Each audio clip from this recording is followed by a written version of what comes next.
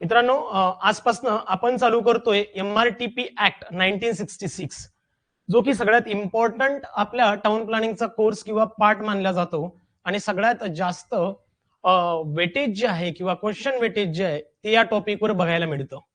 आता हा MRTP act study करण्याच्या आधी एक लक्षात घ्या की तुम्हाला अपडेटेड MRTP ऍक्टची कॉपी तुमच्याकडे असणं फार गरजेचं आहे. ओके, आय होप सो की प्रत्येकाकडे असेलच. ज्यांच्याकडे नसेल त्यांच्यासाठी अवेलेबल करून देण्यात येईल. ओके, पण तुमच्याकडे अपडेटेड कॉपी असू द्या, कारण जर का तुमच्याकडे जुनी कॉपी असेल तर त्यामध्ये तुम्हाला एक लक्षात येईल की जे काही डेट व्हेरिएशन्स आहेत ते तुम्हाला तिथे बघायला मिळेल. त्यामुळे सगळ्यांनी एक लक्षात घ्या की तुमच्याकडे अपडेटेड कॉपीच असायला पाहिजे. ओके, सो आजपासून काही दिवस आपले फ्री लाईव्ह लेक्चर्स असतील ज्यामध्ये आपण MRTP ऍक्टचा काही पार्ट कंप्लीट करणार आहोत. जर का तुम्हाला आपले लाईव्ह कोर्सेस घ्यायचे असतील तर आपले लाईव्ह क्लासेस ऑलरेडी सुरू झालेले आहेत. त्या संदर्भातली सगळी इन्फॉर्मेशन तुमच्या स्क्रीनवर दिसत असेल. सोबतच जर का यापेक्षा अधिक माहिती तुम्हाला पाहिजे असेल तर प्लीज सर्वांनी या नंबरला जर का कॉल केला तर तुम्हाला संबंधित सर्वच्या सर्व माहिती इथे अवेलेबल केल्या जाईल किंवा सांगितल्या जाईल. जर कुणालाही काही इश्यू असेल या टॉपिक विषयी किंवा कोर्स विषयी तर तुम्ही या नंबरला कॉल करा, तुम्हाला सर्व माहिती इथे मिळेल. ओके, त्यानंतर लक्षात घ्या MRTP ऍक्ट चालू करण्याआधी काही गोष्टी फार महत्वाच्या आहे. आपण डिरेक्टली MRTP ऍक्ट चालू करतोय, सो त्याआधी एक कंडिशन लक्षात घ्या की जर का तुम्ही पेपर 2012 चा अज्युम करत असेल किंवा 22 चा जर का करत असेल, कारण 18 आणि 22 हे दोन्ही जर का पेपर बघितले तर आपल्या तुमच्या स्क्रीनवर तुम्हाला लास्ट पेपर जो झाला होता ATP चा 22 चा त्याचं क्वेश्चन वेटेज टॉपिक वाईज दिसत असेल. मग आज MRTP ऍक्ट जर का आपण चालू करतोय तर त्या केसमध्ये तुम्हाला लक्षात येईल की regional plan, development plan, town planning skill, local plan area हा तुम्हाला MRTP ऍक्टचा पार्ट दिसतोय, ज्यामध्ये आजपासून जो आपण रिजनल प्लॅन चालू करतोय मित्रांनो, हा ऑलमोस्ट 4 क्वेश्चन्स लास्ट पेपर मध्ये यावर विचारले गेले आहेत. 4 question it means that 8 marks. लक्षात घ्या, 4 क्वेश्चन इट मीन्स 8 मार्क्स. म्हणजे आपण आजपासनं पुढचे जवळपास 3 ते 4 दिवसात RP इझिली कंप्लीट करणार. आम्ही तुम्हाला अश्युरन्स देतो RP मध्ये पुढच्या 3 ते 4 दिवसात जेवढंही पूर्ण तुम्हाला सिलेबस कंप्लीट करून दिला जाईल त्यामध्ये कुठेही डाऊट्स नसणार, कुठेही तुम्हाला प्रॉब्लेम नसणार. सोबतच MCQ प्रॅक्टिस आपण टाइम टू टाइम घेणार आहोत. म्हणजे असं नाही की झाल्यावर किंवा बघू नंतर हा प्रकार चालणार नाही. कारण काय, section wise with section number mostly जेवढे पॉसिबिलिटी असतील तिथे क्वेश्चन तयार होण्याचे, म्हणजे very low to very hard ही जी काही लेवल असेल या लेवलमध्ये आपण क्वेश्चन्स घेणार आहोत. त्यामुळे RP विषयी, DP विषयी, टाउन प्लॅनिंग स्कीम विषयी म्हणजे ओव्हरऑल MRTP ऍक्ट विषयी जो काही तुमच्या मनात भीती असेल किंवा जे काही टेन्शन असेल ते बिलकुल काढून टाका. कुठेही टेन्शन ठेवू नका.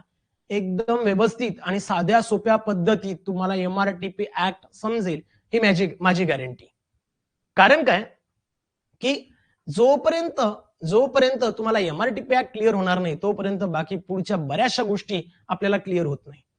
आणि MRTP ऍक्ट आता आपल्याला समजून घेणं फार गरजेचं आहे. आणि सगळ्यात महत्वाचं म्हणजे काय की तुमच्याकडे ऍक्ट्स आहेत पण ऍक्टची कंडिशन्स, लँग्वेजेस यामध्ये बरेचसे प्रॉब्लेम आहे आणि समजून घ्यायला सुद्धा तुम्हाला प्रॉब्लेम जाईल. पण इथे मी तुम्हाला अश्युरन्स देतो की तुम्हाला पुढचे जेवढेही लेक्चर्स आपले फ्री लाईव्ह असतील त्यामध्ये जेवढा सिलेबस कंप्लीट केला जाईल त्यामध्ये एक छोटासा सुद्धा प्रॉब्लेम नसेल. विथ MCQ तुमचा प्रत्येक पार्ट क्लिअर केला जाईल. क्लिअर. त्यामुळे आजपासून आपण चालू करतोय Maharashtra regional and town planning act 1966. Okay, so let see RP जो पहिला पार्ट आहे तो आपण चालू करणार. म्हणजे ऑलमोस्ट जर का तुम्ही एक्झाम पॉइंट ऑफ व्ह्यू विचार केला किंवा लास्ट पेपरला जर का लक्षात घेतलं तर त्यावर तुम्हाला लक्षात येईल की हा 4 क्वेश्चन्स विचारले आहेत म्हणजे 8 मार्क्स आपले इथे क्लिअर होणार आहेत. ओके, आणि 8 मार्क्स हा खूप मोठा पल्ला आहे असिस्टंट टाउन प्लॅनिंगची पोस्ट मिळण्यासाठी. ओके, कारण मागच्या वेळेला काही स्टुडंटचे जे छोट्या छोट्या किंवा एक मार्क्सने जी पोस्टिंग गेली, सो आरपी तुम्हाला कदाचित त्या पॉइंटला हेल्प करू शकतो तुमची पोस्टिंग अचीव करण्यासाठी. त्यामुळे प्रॉपरली लक्ष द्या, समजून घ्या. Clear? So let's C. Maharashtra regional town planning act study करताना काय कंडिशन्स असतात? एक तर लक्षात घ्या, ज्या वेळेला आपण Maharashtra regional town planning act study करतो, जो की 1966 चा आहे, तो government of Maharashtra law and judiciary डिपार्टमेंटने इस्टॅब्लिश केलेला आहे. क्लिअर? सो 66 यासाठी, कारण याचं बिल जे पास झालेलं होतं ते 1966 ला पास झालंय, म्हणून त्याला Maharashtra regional and town planning act 1966 असं बोलतात. सो लेट्स सी, ज्या वेळेला एमआरटीपी ऍक्ट आपण स्टडी करतो मित्रांनो, त्यावेळेला लक्षात घ्या की यामध्ये सिलेबस जो दिलेला असेल, टोटल जो पार्ट आहे हा कसा डिवाइड केला गेलाय, किती चॅप्टर मध्ये केला गेलाय, हे सुद्धा समजणं फार महत्वाचं आहे. नुसतं डिरेक्टली एमआरटीपी ऍक्ट घेतला आणि वाचून काढला असं होणार नाही. यामध्ये लक्षात घ्या की जो एमआरटीपी ऍक्ट जो आहे 1966, यामध्ये टोटल नंबर ऑफ चॅप्टर 9 आहेत. लक्षात घ्या, टोटल नंबर ऑफ चॅप्टर 9 आहेत. यापैकी आपण डिरेक्टली चॅप्टर 2 ला स्टार्ट करणार, डायरेक्टली चॅप्टर 2 ला स्टार्ट करणार. मग सर चॅप्टर 1 स्किप करणार का? नाही, बिलकुल नाही. डोंट वरी, मी एक्सप्लेन करेलच. बघा, पुढे थोडा वेळ थांबा.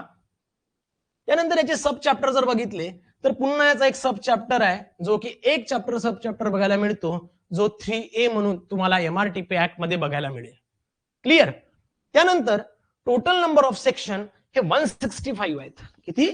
मेन सेक्शन जे आहेत मित्रांनो ते 165 मेन सेक्शन्स आहेत, आणि सोबतच जे सब सेक्शन आहे ते 30 आहेत. ओके, लक्षात घ्या, व्यवस्थित समजून घ्या. टोटल नंबर ऑफ चॅप्टर विचार केला तर 9 आहेत. त्यामध्ये एक सब चॅप्टर तुम्हाला बघायला मिळेल. टोटल नंबर ऑफ सेक्शन जे आहेत ते 165 आहेत, आणि त्यामध्ये जो सब सेक्शन आहे ते 30 आहेत. म्हणजेच काय, हा एवढा मोठा सिलेबस तुम्हाला एमआरटीपी ऍक्टच्या अंडर मध्ये स्टडी करायचा आहे. आता एमआरटीपी ऍक्ट जर का बघितलं तर हा खूप मोठा व्हास्ट सिलेबस आहे, पण यामधलं ना जे इम्पॉर्टंट गोष्टी आहेत त्या तुम्हाला फोकस करायच्या, त्या तुम्हाला लक्षात ठेवायच्या along with the section number. आता यावेळेला सेक्शन नंबर पण लक्षात ठेवायचे. लक्षात घ्या, मागच्या वेळेला 3 ते 4 क्वेश्चन तुम्हाला माहित आहे, जे जुने स्टुडंट्स असतील, ज्यांनी जुना आधी पेपर दिला होता, त्यांना माहित आहे की 3 ते 4 सेक्शन्स नंबरही विचारला गेले होते लास्ट पेपरमध्ये. 3 ते 4 म्हणजे 6 to 8 मार्क्स.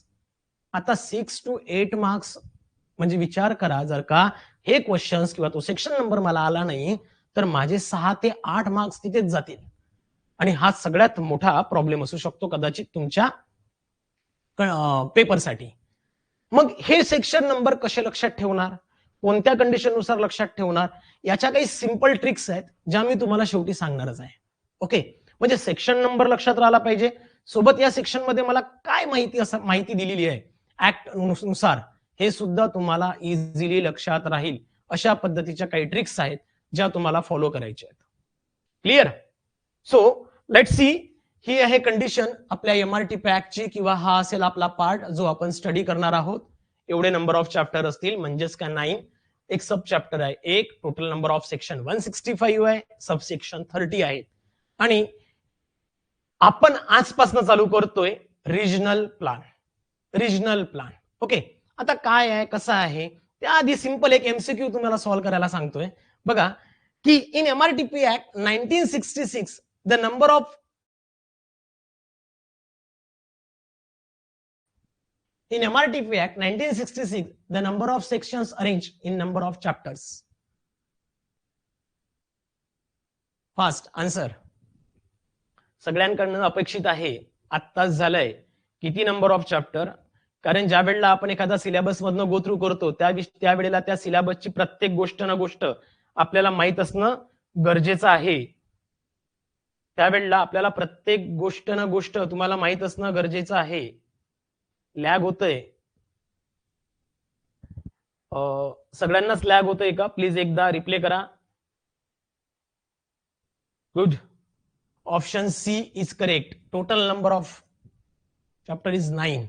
क्लिअर? नेक्स्ट, कारण एक लक्षात घ्या, ज्या वेळेला स्टडी करतो सपोज इन केस जर का कोणाचं लॅग होत असेल तर त्यांनी एकदा रिफ्रेश करून घ्यावं. होऊ शकते कदाचित तुमच्याकडे नेटवर्क इश्यू असू शकतो, त्यामुळे कदाचित लॅग वगैरे होऊ शकते. क्लिअर? एकदा तुम्ही बघून घ्या रिफ्रेश करून. Clear?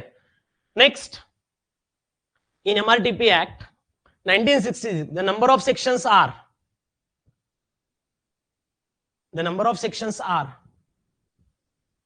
Total number of sections किती आपल्याला स्टडी करायचे आहे? Main number of sections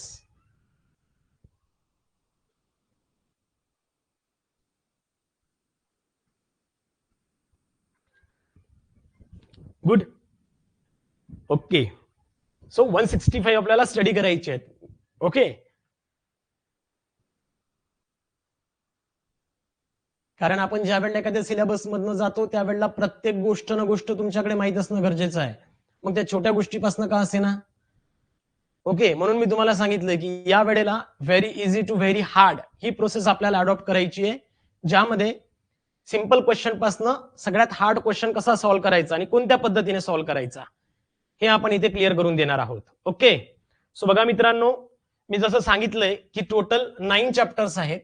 9 chapters आहेत, त्यामधला पहिला चॅप्टर 1 जो आहे तो आहे प्रिलिमिनरी.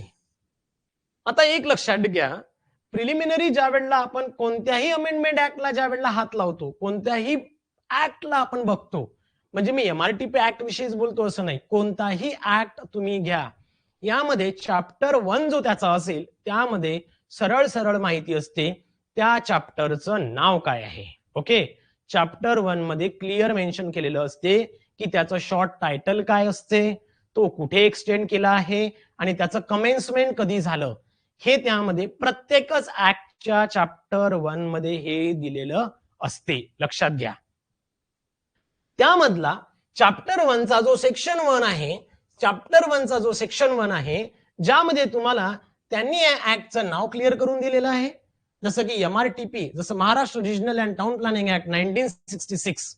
ओके, त्यानंतर हा जो ऍक्ट आहे MRTP ऍक्ट 1966 हा एक्झॅक्टली कोणत्या एरियाला अप्लिकेबल होतो, म्हणजेच संपूर्ण भारताला, महाराष्ट्राला, की महाराष्ट्रातल्या काही पार्टसाठी, का काही एक्सक्लूड केला की काही इन्क्लूड केला, ह्या सर्व गोष्टी तिथे तुम्हाला एक्सटेंड मध्ये दिल्या असेल. Okay,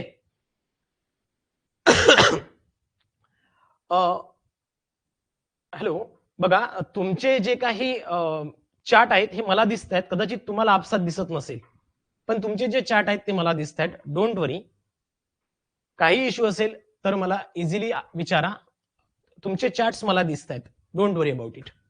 okay, so let's see की सेक्शन 1 मध्ये काय दिलेलं असते मित्रांनो, it is extended to the whole state of Maharashtra. म्हणजे MRTP ऍक्ट जर का तुम्हाला वाचायचं असेल आणि तो जर का अप्लाय करायचा असेल तर एक लक्षात ठेवा, तो पूर्ण महाराष्ट्रासाठी आपल्याला अप्लाय करायचा आहे.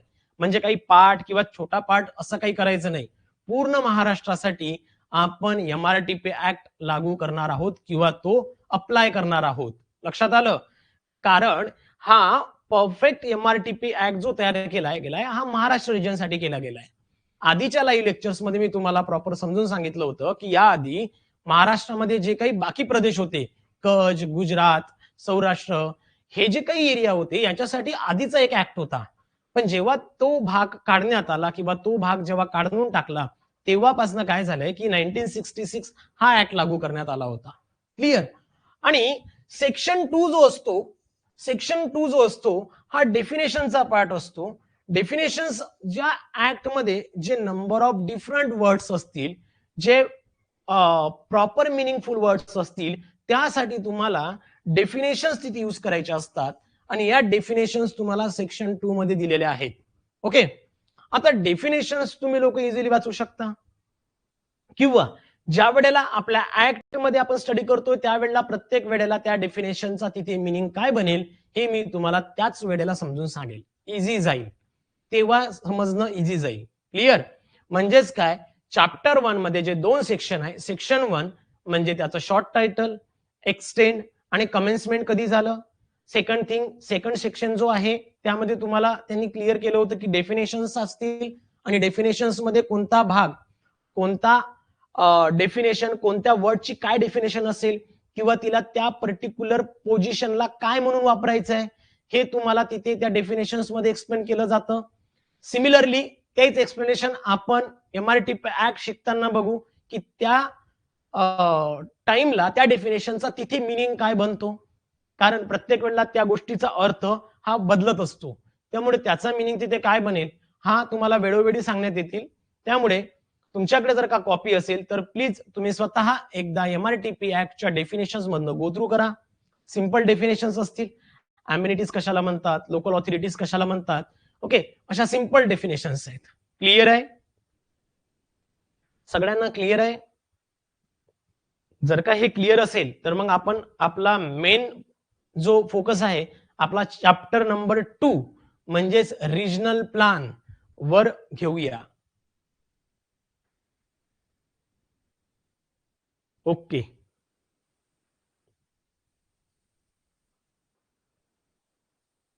चलो चला मग त्याच्या आधी एक मला सांगून द्या की जो MRTP ऍक्ट जो अप्लाय केला गेला आहे हा कुठे कुठपर्यंत अप्लाय केला गेलाय, कुठपर्यंत एक्सटेंड केला गेलाय? ओके, कुठपर्यंत एक्सटेंड केला गेलाय? Come on fast.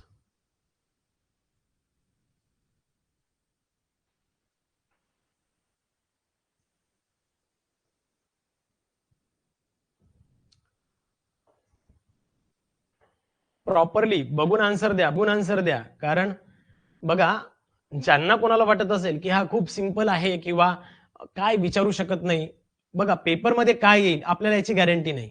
त्यामुळे वर्स्ट केसला आपण रेडी असायला पाहिजे. वर्स्ट केसला आपण रेडी असणं फार गरजेचं आहे. म्हणजे पेपरमध्ये काही जरी आलं तरी माझ्याकडे त्याचा आन्सर असेल, माझ्याकडे त्याचा आन्सर असेल. विराज बोलतायत की ए नंबर मला एक सांगा, आपण हा ऑप्शन जो आहे तो होल इंडियासाठी आहे विराज, आणि त्या केसमध्ये MRTP ऍक्ट हा महाराष्ट्र रिजनल आहे. पहिला शब्द सांगतोय त्याचा, Maharashtra regional and town planning act. म्हणजेच काय, एकतर ऑप्शन बी असू शकतो किंवा सी असू शकतो. पण यामध्ये जर का बघितलं तर हा काही पार्ट साठी बोलतायत. ऑप्शन बी काय बोलतायत, काही पार्ट साठी आहे. पण हा जो MRTP ऍक्ट आहे हा होल ऑफ महाराष्ट्रासाठी किंवा होल स्टेट ऑफ महाराष्ट्रासाठी अप्लाय केला गेलाय. त्यामुळे ऑप्शन सी इज करेक्ट. म्हणून बी पण नाही, C is correct. Whole state of महाराष्ट्रासाठी करेक्ट आहे हा. बरोबर आहे. त्यामुळे बघा, छोट्या छोट्या गोष्टी आपल्या हातनं चुका होतात. त्यामुळे आत्ताच काय ते क्लिअर करायचंय. हे जे छोटे छोटे पॉइंट्स असतील तुम्ही पण लिहत चला. जे काही इम्पॉर्टंट गोष्टी असतील त्या लिहत चला. At the end you will get the notes, don't worry. आपल्याकडे मी जसं आधी सांगितलंय नोट्स वगैरे सगळं रेडी आहे. आधीच्या पाठच्या नोट्स तुमच्याला आज किंवा उद्यापर्यंत मिळून जातील. याच्या तुम्हाला पुढच्या 2 दिवसात मिळून जाईल नोट्स. क्लिअर? सो डोंट वरी. आणि आपल्याकडे ज्या नोट्स आहेत त्या कुठेही कॉपी पेस्ट केलेल्या नाही आणि कुठनंही घेतलेल्या नाहीये. ओके, त्यामुळे तेवढी एक गॅरंटी आहे की नोट्स आपल्या ज्या आहेत त्या परफेक्ट आहे. नोट्स मधनं गो थ्रू करा आणि व्हिडिओ मधनं गो थ्रू करा. It is more than sufficient. चला मित्रांनो पुढे जाऊया. Next section 2 of MRTP act 1966 deals with section 2. आता बघा, हा क्वेश्चन सेक्शन 2 वर मुद्दाम टाकलाय, कारण लास्ट पेपर मध्ये जसं मी सांगितलं की जवळपास 3 ते 4 क्वेश्चन्स हे सेक्शन वाईज होते. मग काय होतं बरेचदा की सेक्शन्स लक्षात राहत नाही. म्हणजे मला माहित आहे की या कंडिशन नंतर कोणती कंडिशन आहे हे मला माहित आहे, की आता जर हे झालं तर याच्यानंतरची दुसरी केस काय असू शकते हे मला माहित आहे. पण त्याचा सेक्शन नंबर काय आहे हे मला माहित नसतं. मग यासाठी काही सिंपल ट्रिक्स आहेत. सिंपल ट्रिक्स मधनं आपण गो थ्रू करूया आणि तिथे परफेक्ट होईल. क्लिअर? सो ऑब्व्हियसली सेक्शन 2 हा डेफिनेशन साठी आहे. सेक्शन 2 कशासाठी आहे? डेफिनेशन साठी आहे. Okay, good. नेक्स्ट बघा, जो चॅप्टर 2 आहे, provisions related to regional plan. Okay, provisions related to the regional plans. मित्रांनो लक्षात घ्या, ज्या वेळेला आपण रिजनल प्लान स्टडी करतो याला सुरुवातीला की रिजनल प्लान नेमका काय असतो किंवा तो स्टडी करताना कोणत्या कोणत्या आपल्याला प्रोसेस मधनं जायचं आहे हे आपण पुढे बघणार. पण खरं तर हा रिजनल प्लान नेमका काय आहे, म्हणजे रिजनलच काय आहे. प्लान तर नंतर बघू, पण रिजन काय आहे. बघा, याला मराठीत जर का शब्दशः अर्थ घेतला तर याला बोलतात प्रादेशिक योजना. लक्षात ठेवा, काय म्हणतायत? प्रादेशिक योजना. So regional plan is nothing but the प्रादेशिक योजना इन मराठी. डोक्यात फिट करून ठेवा. आता प्रादेशिक योजना, रिजनल प्लान. सो काही लोकांच्या डोक्यात तो येतो की रिजनल प्लान म्हणजे डिरेक्टली फक्त एखादा मॅप वगैरे असते आणि त्यामध्ये सगळं असतं. असं काही नाही. मॅप तर असेलच, पण त्याआधी तुम्हाला रिपोर्ट, सर्वे, ELU, existing land use map, propose land use, या सर्वांचा सर्वे करून जो एक डाटा प्रिपेअर केला जातो आणि तो डाटा एका पर्टिक्युलर मॅप मध्ये ठेवला जाईल किंवा तो त्या पर्टिक्युलर प्लॅनच्या प्रोसेसमध्ये अडॉप्ट केला जाईल आणि त्या कंडिशन मधनं तुम्हाला तयार होईल तुमचा रिजनल प्लॅन. ओके, आता रिजन लक्षात ठेवताना किंवा रिजनल प्लॅन नेमका काय असेल तर नॉर्मली काय की गव्हर्नमेंट ऑफ महाराष्ट्र म्हणजे स्टेट गव्हर्नमेंट काय करतं की नंबर ऑफ रिजन्स तयार करतं. म्हणजेच काय, एका स्टेटमध्ये नंबर ऑफ रिजन्स तयार करतात. फॉर्च्युनेटली काय झालं की महाराष्ट्रामध्ये जेवढे डिस्ट्रिक्ट आहे त्या डिस्ट्रिक्ट वाईज रिजन करण्यात आले. लक्षात घ्या, पुन्हा एकदा सांगतोय की स्टेट ऑफ गव्हर्नमेंट काय करतं की नंबर ऑफ रिजन्स मध्ये पूर्ण स्टेटला डिफर करतं. म्हणजेच काय की नंबर ऑफ रिजन्स तयार केले जातात. पण महाराष्ट्राचा जर का विचार केला तर इथे फॉर्च्युनेटली असं झालेलं आहे की सगळे डिस्ट्रिक्ट वाईज रिजन अजून केलेले आहेत. म्हणजेच काय, नागपूर एक, औरंगाबाद एक, नाशिक एक, अशा पद्धतीने डिस्ट्रिक्ट वाईज रिजन तयार केले गेले आहेत. ओके, आणि त्या पर्टिक्युलर डिस्ट्रिक्ट लेवलवर त्याचा प्लान तयार केला गेला आहे. म्हणजेच काय, आता इथे प्रादेशिकचा अर्थ तुम्हाला लक्षात येईल की आता महाराष्ट्राच्या केसमध्ये आपलं प्रादेशिक योजना कुठे अप्लाय करायची आहे. म्हणजे पर्टिक्युलर त्या एका डिस्ट्रिक्टसाठी आपण अप्लाय करणार. मी असं म्हणत नाही की फक्त डिस्ट्रिक्टच असते, कारण याचा थोडा अर्थ पुढच्या सेक्शन नंबर 3 मध्ये बदलणार आहे. तो काय कसा ते बघू. पण लक्षात ठेवायचंय की प्रादेशिक योजना किंवा रिजनल प्लान आपण ज्या वेळेला स्टडी करू त्यावेळेला तो अप्लाय कुठे केला जातो तर नॉर्मली रिजन्स वाईज अप्लाय केला जातो. पण महाराष्ट्रामध्ये जे रिजन जे डिफरंट केले किंवा डिवाइड केले गेले आहेत ते डिस्ट्रिक्ट वाईज केले गेले आहेत.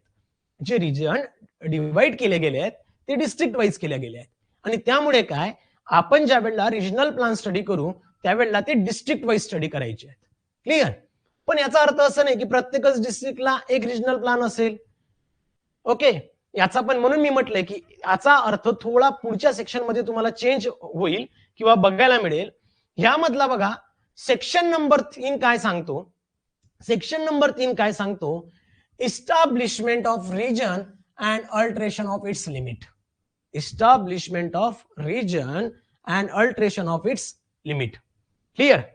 बघा सेक्शन 3 सेक्शन नंबर 3. ओके, आपण नॉर्मली काय करणार, आरपी चालू केलाय, रिजनल प्लान, ज्याला मी आरपी बोलणार. RP it indicate the regional plan. Okay, डोक्यात फिट करून ठेवा. प्रत्येक वेळेला मी रिजनल प्लान बोलणारच नाही. RP is the short form. आणि रिजनल प्लानचा जो कॉन्सेप्ट आहे हा सेक्शन नंबर मित्रांनो 3 पासून चालू होतो तर सेक्शन नंबर 20 पर्यंत आहे. लक्षात आलं. म्हणजे section number 3 to section number 20 आपल्याला गो थ्रू करायचे आहेत. Section number 3 to section number 20 आपल्याला गो थ्रू करायचे आहेत. आता यामध्ये सेक्शन नंबर 3 काय सांगतो पहिल्यांदा तो लक्षात घ्या. Establishment of region and alteration of limit. Establishment of region म्हणजेच काय की तुम्हाला आधी रिजन्स फॉर्म करायचे आहेत, नंबर ऑफ रिजन्स फॉर्म करायचे आहेत. आणि मी जसं आधी सांगितलंय की रिजन्स कोण फॉर्म करत असतं तर गव्हर्नमेंट ऑफ महाराष्ट्र. MRTP ऍक्टच्या केसमध्ये आपण असं म्हणूया की स्टेट गव्हर्नमेंट और government of Maharashtra region establish करतं. आणि रिजन इस्टॅब्लिश झाले की नाही झाले हे सांगण्यासाठी आपण नॉर्मली काय की ऑफिशियल गॅझेट वापरत असतो. ओके, आता बघा काय म्हणतायत, establishment of region and alteration of its limit. आता अल्टरेशन म्हणजे तुम्हाला माहित आहे कमी करणे किंवा वाढवणे, कमी करणे किंवा वाढवणे. त्या पर्टिक्युलर रिजनच्या जे लिमिट्स आहेत, ज्युरिडिक्शन आहे, हद्दी आहे, त्या वाढवायच्या किंवा कमी करायच्या, हे सेक्शन नंबर 3 सांगतं. सेक्शन नंबर 3 मध्ये काय सांगतं establishment of region and alteration of its limit. म्हणजेच काय, रिजन फॉर्म करायचे, रिजन फॉर्म झालेत की नाही झालेत हे नॉर्मली गॅझेट बुक मधनं सगळीकडे पब्लिश करायचं, त्याचे लिमिटला अल्टर करायचं, वाढवायचं किंवा कमी करायचं. बघा काय म्हणतायत, this the state government may notification in the official gazette. Okay, जे काही राजपत्र आहे, ऑफिशियल गॅझेट आहे, त्यामध्ये नॉर्मली तुम्हाला हा वर्ड जो आहे ऑफिशियल गॅझेट हा संपूर्ण MRTP ऍक्ट ATP मध्ये स्टडी करायचा आहे. ओके, कारण आपण सगळे मोस्टली लॉ आणि अमेंडमेंट ऍक्ट मधनं ग्रो थ्रू करणार आहोत. त्यामुळे प्रत्येक वेळेला गव्हर्नमेंटचा जो काही कम्युनिकेशन वे असेल हा ऑफिशियल गॅझेटच असेल. त्यामुळे लक्षात ठेवायचंय की ऑफिशियल गॅझेट हा वर्ड तुम्हाला कंटिन्युअसली लक्षात ठेवावा लागेल. सो ऑफिशियल गॅझेट मधनं काय करतात, the state government notification in the official gazette. Okay, त्यामधला first, establish any area in the state by defining its limit. सगळ्यात सुरुवातीला मेन काम काय आहे, जेव्हा RP आपला लागू करायचा आहे त्या केसमध्ये रिजनला नंबर ऑफ रिजन्सला इस्टॅब्लिश करायचं, त्या नंबर ऑफ रिजनला इस्टॅब्लिश करायचं आणि त्याच्या ज्या काही लिमिट्स असतील त्या डिफाईन करून टाकायच्या. To be a region for the purpose of this act and many name and alter the name any such region. लक्षात घ्या, सुरुवातीला मेन काम काय आहे याच्यावर डोकं लक्षात ठेवा, डोकं व्यवस्थित जाग्यावर ठेवून समजून घ्या. पहिलं काम काय आहे, इस्टॅब्लिशमेंट ऑफ रिजन. आणि इस्टॅब्लिशमेंट कोण करतं, स्टेट गव्हर्नमेंट. कोण करतं, स्टेट गव्हर्नमेंट. सो इस्टॅब्लिश पहिलं काम आहे गव्हर्नमेंटचं की रिजनला फॉर्म करायचं आणि त्याच्या लिमिट फिक्स करून ठेवायच्या. एखादा रिजन रेडी केला, सपोज एक एक्झाम्पल घेतो की मी अमरावती डिस्ट्रिक्ट आहे, Amravati district as a reason म्हणून फॉर्म केलं आणि त्याच्या ज्या लिमिट्स आहेत, ओके, सराउंडिंग पूर्ण एरियामध्ये ह्या फायनल केल्या गेल्या आहेत. आणि हे सांगण्यासाठी तुम्हाला किंवा कम्युनिकेशन वे काय असेल, गव्हर्नमेंटचा ऑफिशियल गॅझेट असतो. त्यामुळे काय, ज्या वेळेला एखादं रिजन फॉर्म करायचं असेल त्यावेळेला त्याला तुम्हाला लिमिट्स फायनल कराव्या लागतील आणि संबंधित माहिती ऑफिशियल गॅझेटमध्ये प्रसारित करावी लागते किंवा पब्लिश करावी लागते. त्यामुळे गव्हर्नमेंट सुरुवातीला रिजनला इस्टॅब्लिश करेल आणि त्यानंतर त्या संदर्भातली सगळी माहिती ही पब्लिश करेल. पण त्याआधी काय आहे, the state government may by notification in the official gadget. आता ऑफिशियल गॅझेट मध्ये नेमकं काय टाकायचं आहे, रिजन तर इस्टॅब्लिश केलाय, लिमिट पण फायनल केल्या, त्या लोकांच्या माहितीसाठी, लोकांना माहिती होण्यासाठी, ओके, त्या प्रदेशातल्या, त्या रिजन मधल्या, त्या डिस्ट्रिक्ट मधल्या लोकांना माहिती होण्यासाठी नॉर्मली ऑफिशियल गॅझेट मध्ये काय असेल, first, alter the limits of region so as to include there in or exclude there from such a may be specified in the notification. Official gadget मध्ये काय सांगण्यात येईल, ज्या वेळेला एखादा रिजनला इस्टॅब्लिश केल्या गेलंय त्यावेळेला या रिजन मधनं कोणता पार्ट इन्क्लूड करण्यात आला किंवा कोणता पार्ट एक्सक्लूड करण्यात आला हे मेन्शन केलं जातं. लक्षात घ्या, सगळ्यात महत्वाची गोष्ट काय, ज्या वेळेला एखादा रिजन फॉर्म केला जातो त्यावेळेला त्याच्या लिमिट्स अल्टर केल्या जातात. म्हणजेच काय, त्याची हद्द जी आहे, त्याची ज्युरिडिक्शन जी आहे ती फॉर्म केली जाते आणि ती फॉर्म करताना कोणता पार्ट त्यामध्ये ऍड केला आणि कोणता पार्ट त्यातनं बाहेर काढून टाकला हे समजण्यासाठी ऑफिशियल गॅझेट मधनं लोकांच्या माहितीसाठी पब्लिश केलं जातं. पहिली गोष्ट. Okay, second, amalgamate two or more regions so as to form a one region. अमालगमेटचा अर्थ काय होतो, एकत्र करणे. अमालगमेटचा मीनिंग काय होतो, एकत्र करणे. सो अमालगमेट टू और मोर, लक्षात घ्या, दोन किंवा दोन पेक्षा जास्त रिजन एकात घेऊ शकता, दोन किंवा दोन पेक्षा जास्त रिजन एकात घेऊ शकता. जर का मित्रांनो तुम्ही जर का गुगलवर सर्च केलं की पालघर किंवा ठाणेचा जर का RP सर्च केला तर तुम्हाला लक्षात येईल ठाणे आणि पालघर याचं बेस्ट एक्झाम्पल आहे. ठाणे प्लस पालघर याचं बेस्ट एक्झाम्पल आहे, कारण ठाणे आणि पालघरचा जो RP बनलेला आहे तो दोघांच्या मिळून बनलेला आहे. बघा तुम्ही, म्हणजेच काय, मी जसं आधी बोललो होतो की डिस्ट्रिक्ट वाईज तर महाराष्ट्रात केले आहे, पण असंही आहे की 2 डिस्ट्रिक्ट मिळून एकच आरपी असू शकतो. अमालगमेट 2 और मोर रिजन, म्हणजे 2 जे रिजन्स आहे डिफरंट पालघर आणि ठाणे या दोघांनी मिळून एक पण असू शकतो. किंवा third, split of any region into 2 और मोर रिजन, किंवा एका रिजनचे 2 किंवा त्यापेक्षा जास्त आरपी असू शकतात. याचं बेस्ट एक्झाम्पल आहे सातारा डिस्ट्रिक्ट. सातारा जर का डिस्ट्रिक्ट तुम्ही बघितलं तर तुम्हाला लक्षात येईल तिथे सातारा डिस्ट्रिक्टचा जो पूर्ण आरपी आहे तो वेगळा आहे, आणि महाबळेश्वर पंचगामी जो एरिया आहे जो की इको सेन्सिटिव्ह झोन म्हणून इस्टॅब्लिश झालेला आहे त्याचा आरपी वेगळा आहे. बरोबर आहे.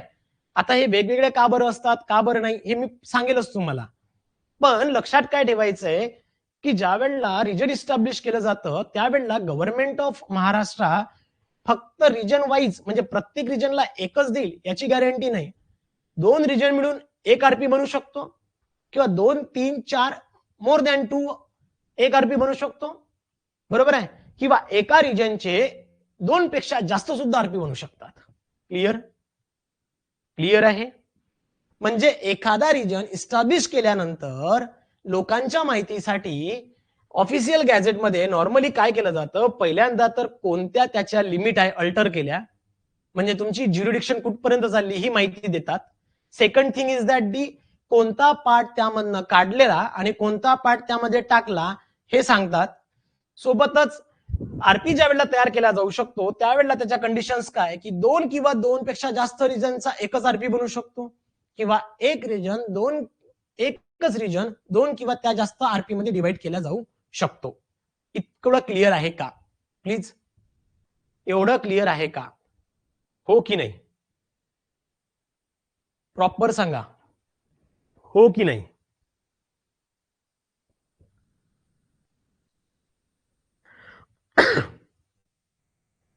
ओके,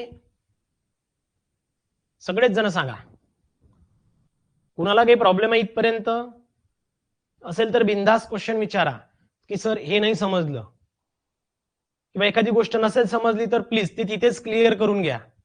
मी आधी सांगितलंय की जिथे तुम्हाला अडत असेल ना ते सांगा, बिंदास विचारा. ओके, चलो. So next, fourth, declare the whole or part area comprising a region shall cease to be a region or a part of thereof.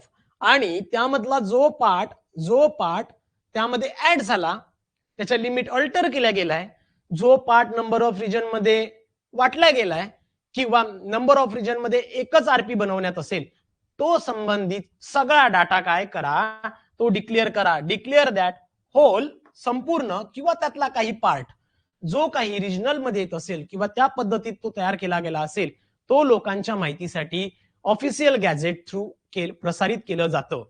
आणि हे करतात कुठे नेमकं, हे करतात कुठं?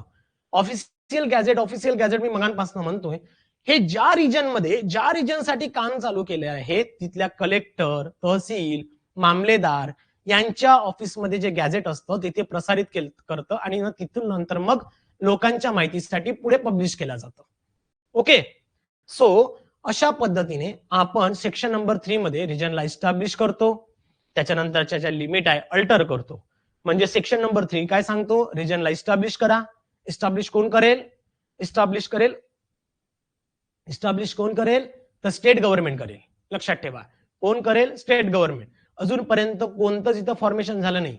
अजून याचा करता धरता कोण आहे? स्टेट गव्हर्नमेंटच आहे. म्हणजे आरपीचा अजूनही हात कोणावर, आरपीवर कोणाचा हात आहे? स्टेट गव्हर्नमेंटचा. लक्षात घ्या. मग सुरुवातीला काय केलं? रिजनला इस्टॅब्लिश केलं. सेकंड थिंग, त्याच्या ज्या लिमिट्स होत्या त्या अल्टर केल्या. म्हणजेच काय, त्यामध्ये कोणता पार्ट घेणार, कोणता त्यामधनं काढणार हे फायनल करण्यात आलं. नेक्स्ट, ज्या वेळेला आपण आरपी प्रिपेअर करतो त्यावेळेला 2 रिजन मिळून एक आरपी प्रिपेअर करू शकतात, किंवा 2 आरपी मिळून एकच रिजन घेऊ शकतो. म्हणजेच काय, ज्या वेळेला 2 RP split up any region into 2. Satara जर का बघितलं, सातारा डिस्ट्रिक्ट जर का कोणी तुमच्यातलं असेल, कोणी असेल तर लक्षात ठेवायचं, सातारा डिस्ट्रिक्ट जर बघितला तुम्ही, त्यांचा जर का आरपी बघितला तर त्यामध्ये तुम्हाला लक्षात येईल की सातारा जो डिस्ट्रिक्ट आहे त्यामध्ये 2 आरपी बघायला मिळतील. एक मिळेल तुम्हाला त्यामध्ये पंचगामी आणि महाबळेश्वरचा जो की इको सेन्सिटिव्ह झोन आहे त्याच्यामुळे त्याचा वेगळा आरपी आहे आणि इकडे रेस्ट ऑफ द सातारा डिस्ट्रिक्टचा वेगळा आरपी आहे. त्यामुळे एकाच रिजनला दोन मध्ये स्प्लिट केल्या गेलेलं आहे. नेक्स्ट किंवा दोन रिजन एकामध्ये आणा किंवा दोन रिजन एकामध्ये आणा. तसं पालघर ठाणे आहे. पालघर ठाणे साधं सिंपल आहे. गुगलवर टाकून बघा की आरपी ऑफ पालघर त्याच्यासोबत ठाणे येतोच किंवा पालघर आरपी ऑफ ठाणे त्याच्यासोबत पालघर येणार. सो ज्या वेळेला दोन रिजन म्हणून एक आरपी किंवा एका रिजनचे दोन आरपी असू शकतात. क्लिअर? म्हणजे मग तुमच्या डोक्यात जो कन्फ्युजन होतं की प्रत्येक डिस्ट्रिक्ट साठी एक आरपी असतो का, क्लिअर झालं? काहींसाठी आहे, काहींसाठी नाही. काहींसाठी आहे, काहींसाठी नाही. A plan showing the boundaries of regional as established under the section shall be available for inspection at the office of collector, mamledar, tahsildar concerned and on the constitution of the regional board thereof also at the office of board. आता पहिल्यांदा शब्द आला एक board नावाचा किंवा एक board prepare होणार आहे. एक बोर्ड प्रिपेअर होणार आहे हा फर्स्ट टाइम एक वर्ड आला. क्लिअर? सेक्शन नंबर 3 सगळ्यांना परफेक्ट क्लिअर आहे का? तरच मी पुढे जातो कारण पुढे महत्वाचा सेक्शन आहे. हा क्लिअर झाला तरच पुढे जाईल. फास्ट.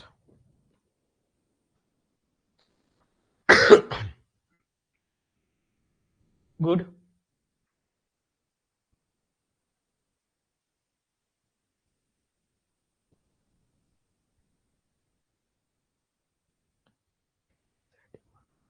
स्वप्नील सर मग कोणत्या एरियासाठी मग आरपी एकच असतो? कंडिशन कोणती असते नॉर्मली? कोणत्या? आता अमरावतीचा जर का आरपी बघितला स्वप्नील तर यासाठी एकच आहे. अमरावतीला आरपी एकच आहे. आता ठाणे आणि पालघरचा का बरं आहे? जर का तुम्ही त्यामधनं गेले किंवा मी तुम्हाला ना एक आर्टिकल चॅटबॉक्स मध्ये टाकेल ज्यामध्ये तुम्हाला समजेल की ते दोन आरपी का बरं दोन रिजन का बरं एका आरपी मध्ये घेतल्या गेले. सिमिलरली एका रिजनला दोन आरपी मध्ये का बरं डिवाइड केलं गेलंय बघा. ते पण एकदा सांगून देतो, क्लिअर करून देतो म्हणजेच प्रश्नच मिटून जाईल आपला. लक्षात घ्या मित्रांनो, कंडिशन काय असेल बघा. नॉर्मली काय, हा आहे सातारा डिस्ट्रिक्ट, हा आहे सातारा डिस्ट्रिक्ट. ओके, हा सातारा डिस्ट्रिक्ट आहे. यामध्ये कुठेतरी हा जो एवढा एरिया आहे हा आहे महाबळेश्वर प्लस पंचगामी जो तुम्हाला व्हाईट लाईन मध्ये दिसतोय तो जो एरिया आहे हा महाबळेश्वर आणि पंचगामीचा आहे. यामध्ये हा जो एरिया बघितलाय हा पूर्णपणे तुम्हाला माहित असेल तर हा पूर्णपणे जंगलाचा एरिया आहे, पूर्णपणे फॉरेस्ट एरिया आहे, टुरिझम एरिया आहे. Yes or no? Mahabaleshwar Panchgani हा काय लोकल ऑथॉरिटीच्या अंडरमध्ये येणारी एरिया आहे का? तिथे तुम्हाला नॉर्मल डेव्हलपमेंट प्रोव्हाइड करायची आहे का? नाही. त्यामध्ये बघा तुम्हाला इथे माहित असेल की महाबळेश्वर हा टुरिझम पॉइंट ऑफ व्ह्यू बघितला जातो, फॉरेस्ट पॉइंट ऑफ व्ह्यू बघितला जातो. Yes or no? त्यामुळे काय पंचगामी. ओके, सो त्या केसमध्ये काय तुम्हाला लक्षात घ्यायचंय की महाबळेश्वर आणि पंचगामी इथे तुम्हाला इको सेन्सिटिव्ह झोन आहे. हा इको सेन्सिटिव्ह झोन म्हणून इस्टॅब्लिश केलाय. आणि ज्या वेळेला एखाद्या इको सेन्सिटिव्ह झोनचं डेव्हलपमेंट करायचं जर का ठरवलं तर त्यामध्ये नॉर्मल डेव्हलपमेंट तिथे तुम्ही करू शकता का? म्हणजे rest of the Satara district मध्ये काय असेल प्रॉब्लेम? ट्रान्सपोर्टेशन किंवा ट्रॅफिक. ओके, इथे तुम्हाला झोनिंग पाहिजे, इथे तुम्हाला इन्फ्रा पाहिजे, बरोबर आहे की नाही? या सगळ्या गोष्टी तुम्हाला इथे द्यायची गरज आहे का? या सगळ्या गोष्टी तुम्हाला ज्या ट्रान्सपोर्टेशन आहे, झोनिंग आहे, इन्फ्रा आहे, ह्या सगळ्या गोष्टी तुम्हाला इकडे प्रोव्हाइड करायची गरज आहे का? नाही. त्यामुळे या ESZचं इको सेन्सिटिव्ह झोनचं जे डेव्हलपमेंट आहे हे वेगळ्या पद्धतीत करावं लागणार आहे. कारण त्यांच्या ज्या काही नीड्स आहेत किंवा तिथे ज्या काही कंडिशन अप्लाय होतील त्या नॉर्मल नाही आहेत रेस्ट ऑफ द सातारा सारख्या. त्यामुळे याला ज्या वेळेला डेव्हलप केला जाईल त्यावेळेला याला वेगळ्या पद्धतीत डेव्हलप करावं लागेल. त्यामुळे या रिजनला त्यांनी डायरेक्ट बाहेर काढलं, याचा सेपरेट आरपी तयार केला आणि याचा सेपरेट आरपी तयार केला. म्हणजे इथे ज्या काही प्लान्स तुम्ही इम्प्लिमेंट करणार ते इथे करू शकत नाही आणि इथले प्लान तुम्ही इकडे इम्प्लिमेंट करू शकत नाही, म्हणून मग याला डिफर केलंय. समजलंय?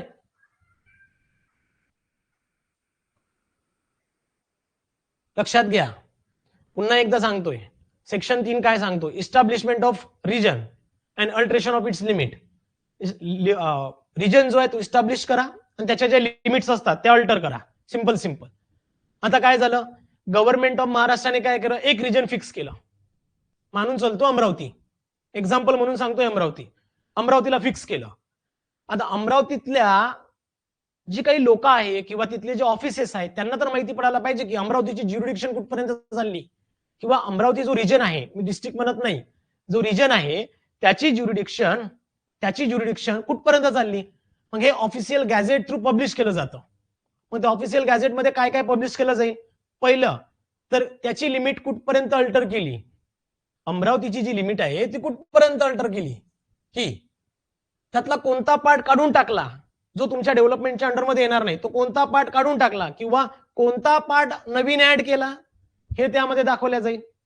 सेकंड थिंग, अमरावती एकाच आरपी मध्ये आहे की त्याला सेपरेट केला गेलाय हे पण बघावं लागेल, की अमरावती सोबत दुसरा रिजन त्यामध्ये टाकला आहे का हे पण बघावं लागेल. म्हणजेच काय, अमालगमेशन किंवा स्प्लिटअप हे फॉर्मेशन झालं आहे का हे बघावं लागेल.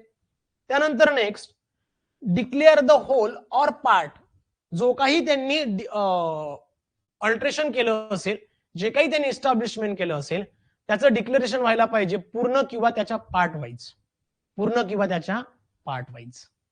क्लिअर?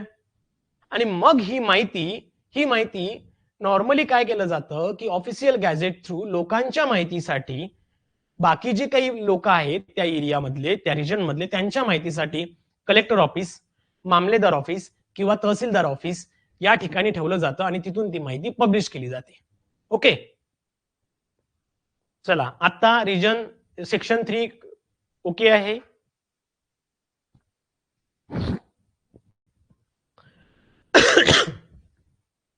ओके, चला पुढे जाऊया. सेक्शन नंबर, हा चला पुन्हा सांगा.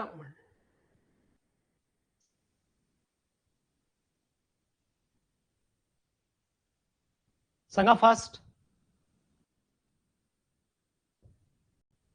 सेक्शन 3 डील्स विथ, लक्षात ठेवा, section 3 deals with definition, vacancies, establishment of region and alteration of its limit.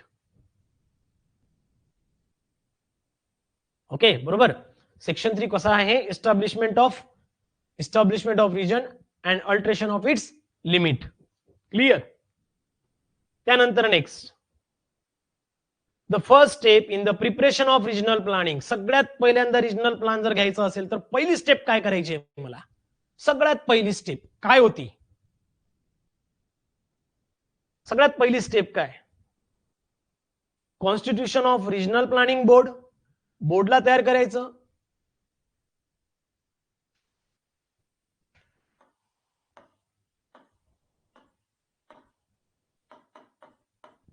Publication of draft regional plan, next establishment of region की discussion with the public in this region. सगळ्यात पहिलं काम काय? Establishment of region. बरोबर, सगळ्यात पहिलं काम असतं establishment of region. Okay, establishment of regional plan for, हे सांगा, establishment of regional plan for, it is only for district, एका डिस्ट्रिक्ट साठी आहे.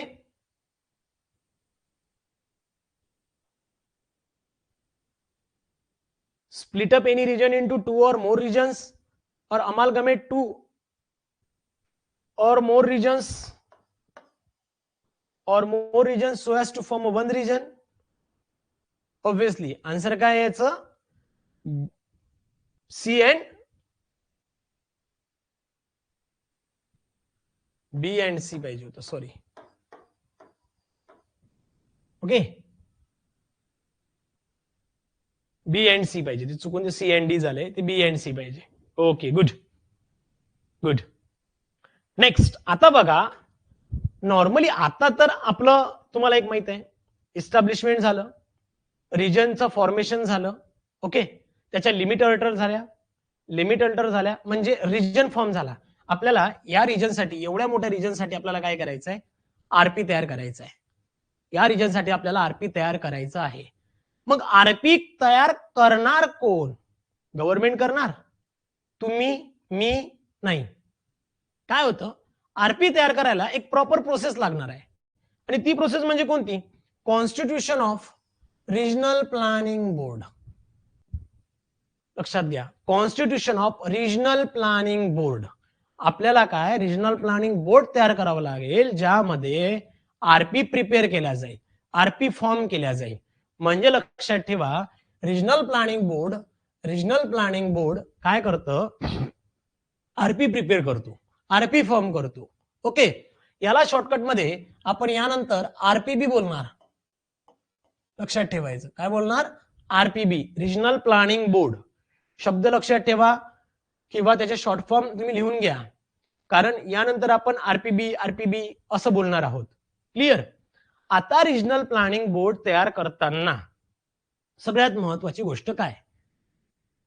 For the purpose of planning the development and use of land in the region, the state government shall by notification in the official gazette constitute a regional planning board for the region constituting of.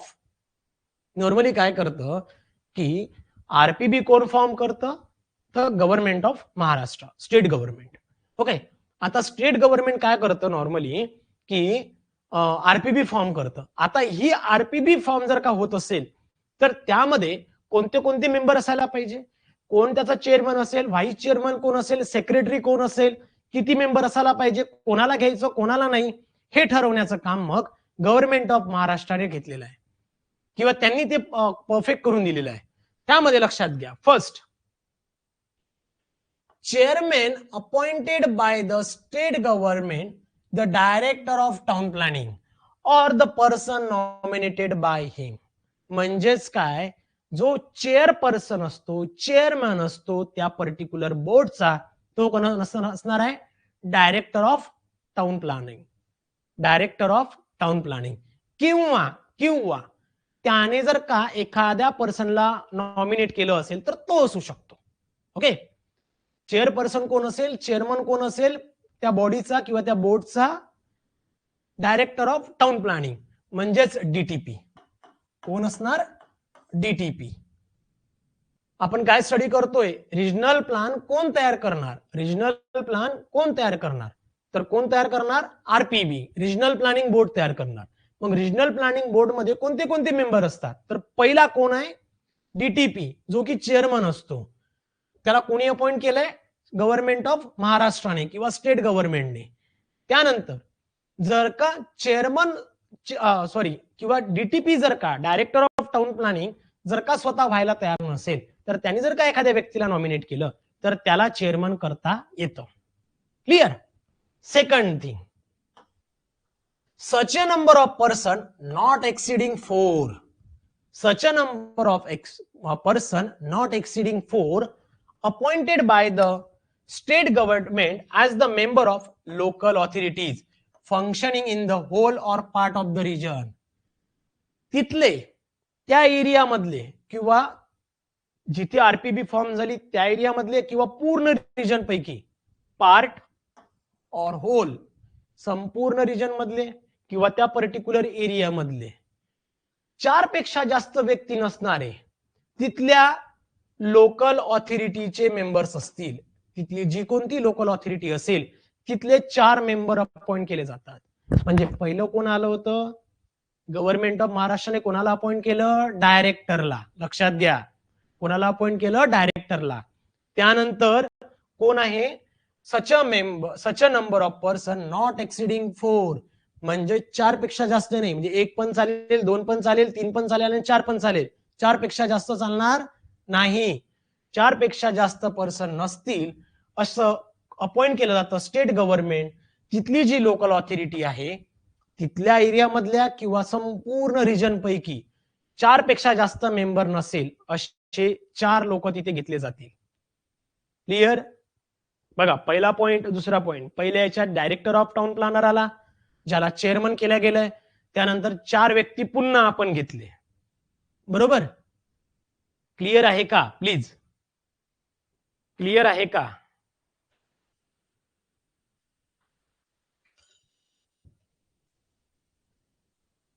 त्या बॉडीचे member म्हणून. बघा, महेश काय म्हणतो की काय म्हणून आपण त्याला अपॉइंट करतो, त्यांना आपण ते मेंबर म्हणून अपॉइंट करतो. आरपीबीचं काम करायचंय ना आपल्याला, आरपीबी सॉरी रिजनल प्लॅनचं ज्या वेळेला आपण काम करतो त्यावेळेला रिजनल प्लॅन फॉर्म करण्यासाठी काहीतरी लोक लागेल ना.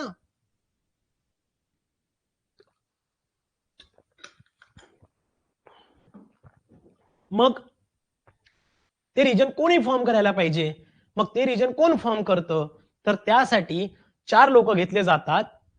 मॅक्झिमम 4 लोक, नॉट एक्सिडिंग द, काय क्लिअर केलंय, नॉट एक्सिडिंग द 4. कुठनं लोकल ऑथॉरिटी जी काही असेल तिथनं 4 लोक घेतले जातात. ओके, चलो पुढे काय म्हणतात, such a number of person not exceeding 10. आता 10 पेक्षा जास्त नाही, 10 पेक्षा जास्त नाही. पहिल्यांदा एक डायरेक्टर ऑफ टाउन प्लॅनर, नंतर 4 लोक घेतले लोकल ऑथॉरिटीचे. आता 10 पेक्षा जास्त नाही. कोणते? Appointed by the state government, who in the opinion of government have a special knowledge or practical experience of matters relating to town and country planning, engineering, transport, industry, commerce or agriculture. बघा, आपण काय तयार करतोय, regional plan तयार करतोय. लक्षात घ्या, आपण रिजनल प्लॅन तयार करतोय. आपण सपोज टू बी एखादा डिस्ट्रिक्ट अजून करूया, नागपूर अजून करतो. नागपूरसाठी मला काय करायचंय, एक रिजनल प्लॅन तयार करायचा आहे. ज्या वेळेला मी तिथे रिजनल प्लॅन तयार करेल त्यावेळेला फक्त आणि एकाच गोष्टीवर फोकस करणार का? नाही. तिथे मला होलिस्टिक डेव्हलपमेंट करायचंय. होलिस्टिक म्हणजे काय? संपूर्ण डेव्हलपमेंट करायचंय. मग होलिस्टिक डेव्हलपमेंट करताना तिथे काय येणार? ट्रान्सपोर्टेशन येणार, ट्रॅफिक येणार, ऍग्रिकल्चर येणार, इंडस्ट्रीज येणार, अम्युनिटीज येणार, फिजिकल अम्युनिटीज येणार, रिझर्वेशन येणार. सगळ्या गोष्टींचा विचार करावा लागेल. मग सगळ्या गोष्टी सगळ्यांनाच माहित असते का? नाही. म्हणून त्यामधले एक एक एक्सपर्ट किंवा ज्यांना प्रॅक्टिकल नॉलेज आहे, ज्यांना परफेक्ट त्या पर्टिक्युलर एरियाचं प्रॅक्टिकल नॉलेज आहे, असे एक्सपर्ट त्या ब्रांचेस मधनं घेतले जातात. जसं की टाउन अँड कंट्री प्लॅनिंग असू दे, इंजिनिअरिंग, ट्रान्सपोर्ट, इंडस्ट्री, कॉमर्स और ऍग्रिकल्चर आणि ईटीसी. असे जे आहे हे 10 पेक्षा जास्त व्यक्ती नसायला पाहिजे. त्यांना कोण अपॉइंट करतं? गव्हर्नमेंट ऑफ महाराष्ट्र और the state government. Such a number of person not exceeding 10 appointed by the state government, who in the opinion that government have a special knowledge or practical experience of matter relating to town planning, town and country planning, engineering, transport, industry, commerce or agriculture.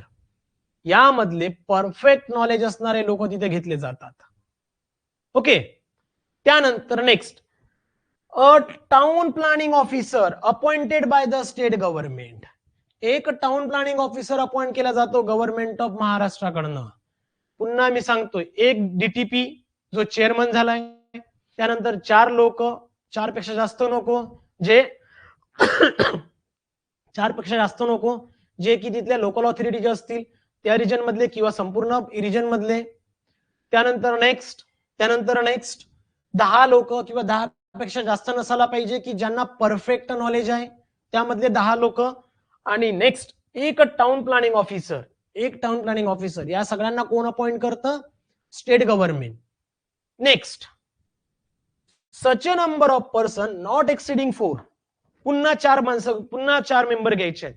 Appointed by the state government from the 2 houses of legislature. आपल्या विधानसभा आणि विधान परिषद मधले 2 member पुन्हा घ्यायचे आहेत, प्रत्येकी representing the whole or part of the region so that not more than 2 members area are from each of the said houses. म्हणजेच काय, पुन्हा 4 लोक घ्यायचे आहेत तुम्हाला, पुन्हा 4 लोक घ्यायचे, प्रत्येक हाऊसेस मधला 2, त्यापेक्षा जास्त नको. प्रत्येक हाऊस मधला 2 म्हणजेच काय, अप्पर अँड लोअर विधानसभा विधान परिषदेतले प्रत्येकातले 2 पुन्हा मेंबर घ्यायचे आहेत. त्या रिजन मधले, त्या एरिया मधले जिथे आरपीबी फॉर्म होत आहेत, किंवा संपूर्ण रिजन मधले, जो रिजन तुम्ही फॉर्म करतायत त्या रिजन साठी येणारे जेवढेही मेंबर असतील, तर असे तुम्हाला 4 लोक घ्यायचे आहेत, त्यापेक्षा जास्त नको. क्लिअर? क्लिअर आहे का प्लीज?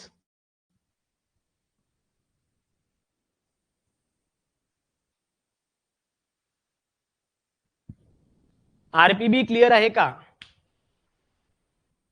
आरपीबी क्लिअर आहे का?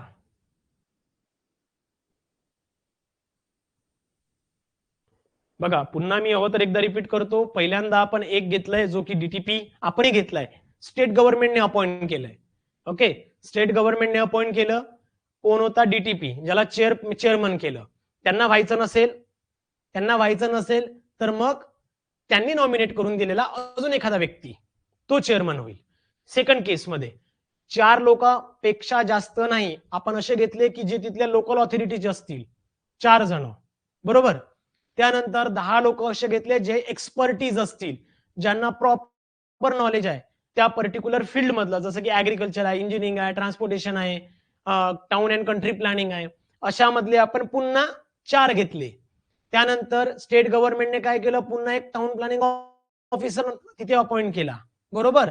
आणि त्यानंतर 4 लोक असे घेतले जे प्रत्येक हाऊसेस मधले 2 सदस्य असतील, प्रत्येक हाऊसेसचे 2, विधान परिषद विधिमंडळ. ओके, 4 पेक्षा जास्त नाही, म्हणजे एकातले 2, एकातला 1 चालेल, दोन्ही मधला 1 चालेल, पण 4 पेक्षा जास्त नको. एवढ्या मिळून एक आरपीबी फॉर्म केली जाते. या सर्वांना मिळून एक आरपीबी फॉर्म केली जाते. यालाच बोलतात रिजनल प्लॅनिंग बोर्ड. याला काय बोलतात? Regional planning board. क्लिअर? आता सांगा, क्लिअर आहे? Yes or no? पुढे अजून आता एक गोष्ट आहे, थोडं ट्विस्ट आहे. एवढं क्लिअर आहे का सांगा?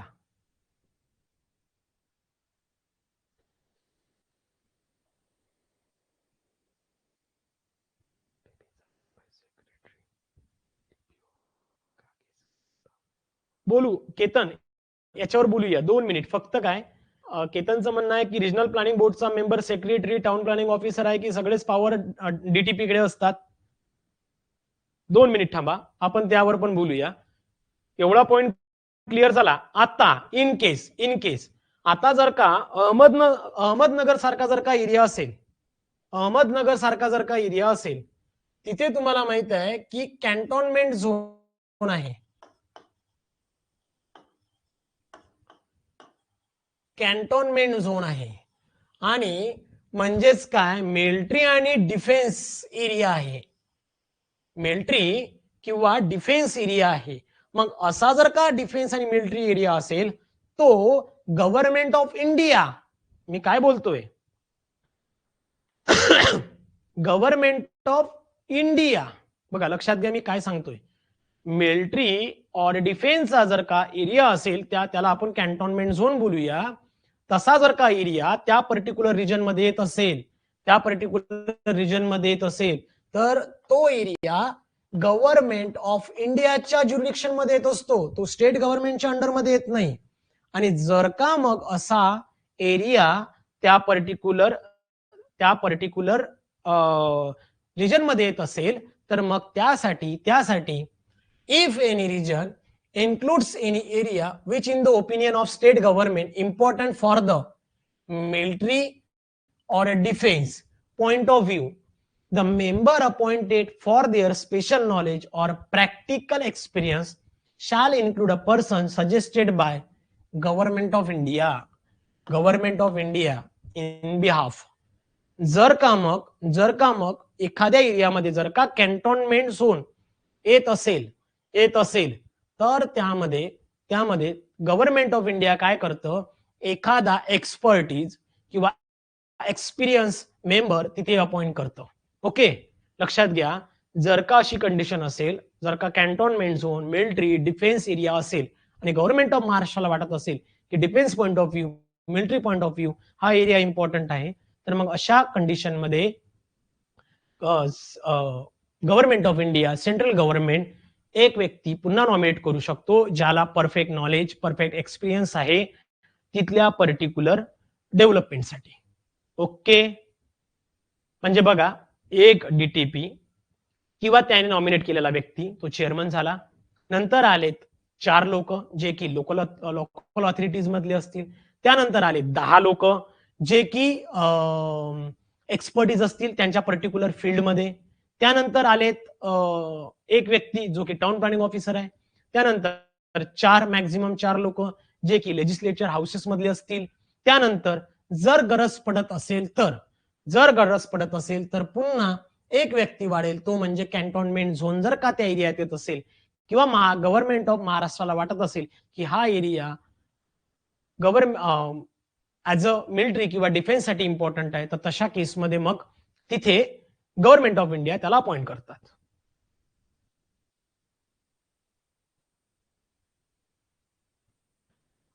पवार म्हणताय सजेस्ट करता गव्हर्नमेंट ऑफ इंडिया, पण अपॉइंट महाराष्ट्र गव्हर्नमेंट करणार असं काही आहे का? नाही, फक्त government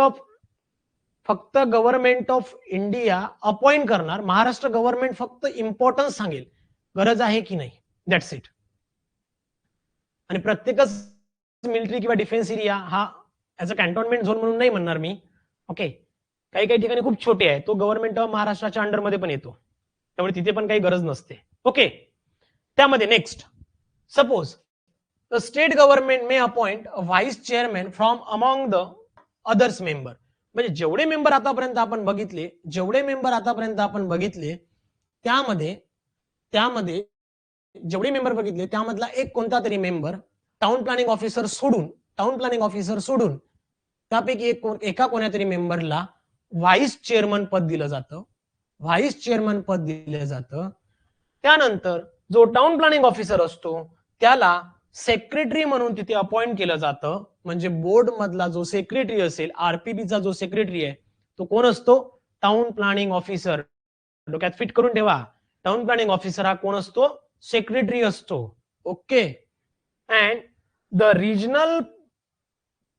regional board shall have its office such a place as the state government may appoint.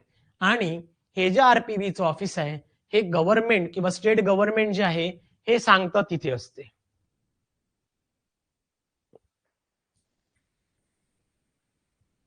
Yes Ashish, secretary हा आरपीबीचा टाउन प्लॅनिंग ऑफिसर असतो. ओके, आणि त्यानंतर जे ऑफिस आहे रिजनल प्लॅनिंग बोर्डचं हे गव्हर्नमेंट ऑफ महाराष्ट्र जिथे अपॉइंट करतं त्या ठिकाणी बनवतं किंवा त्यांच्या पद्धतीने जिथे सांगतं तिथे घेतल्या जातं.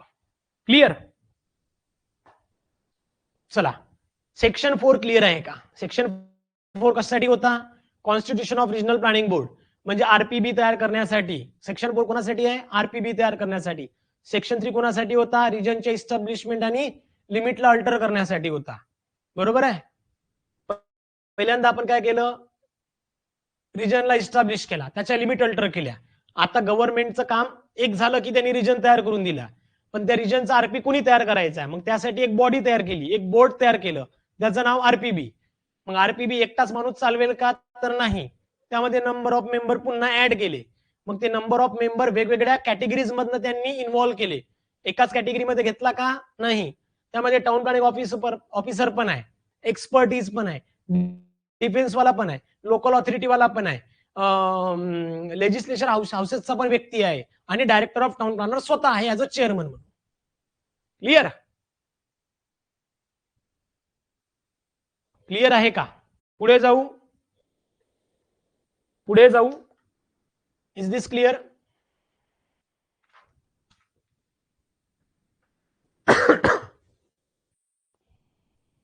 ओके, चला, आता हे तर लोक झाले तयार.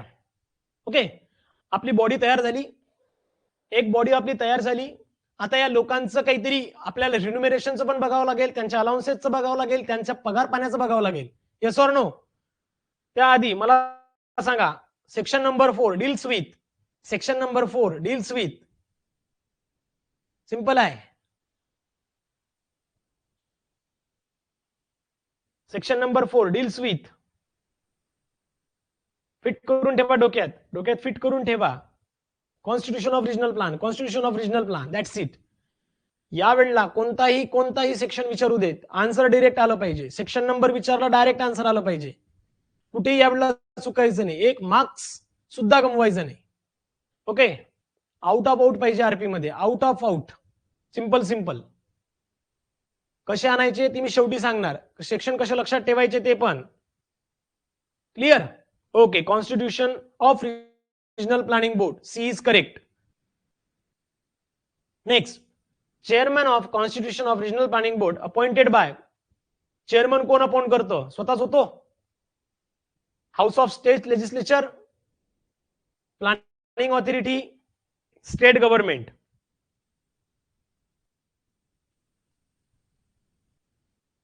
एक्झॅक्टली, कोण अपॉइंट करतं? गव्हर्नमेंट ऑफ महाराष्ट्र और स्टेट गव्हर्नमेंट. State government. लक्षात घ्या, एकदम सिंपल सिंपल क्वेश्चन्स तयार केले आहेत, एकदम सिंपल. तुमचा कॉन्फिडन्स पण बूस्ट होईल, तुमचा कॉन्फिडन्स पण बूस्ट होईल. नंतर आहेतच मग बाउन्सर, पुढे आहेतच काही बाउन्सर. ओके, त्यामुळे प्लीज प्रॉपर लक्ष द्या, समजून घ्या. चला next, secretary of regional planning board must be. कोण असू शकतो सेक्रेटरी? कोण असायला पाहिजे?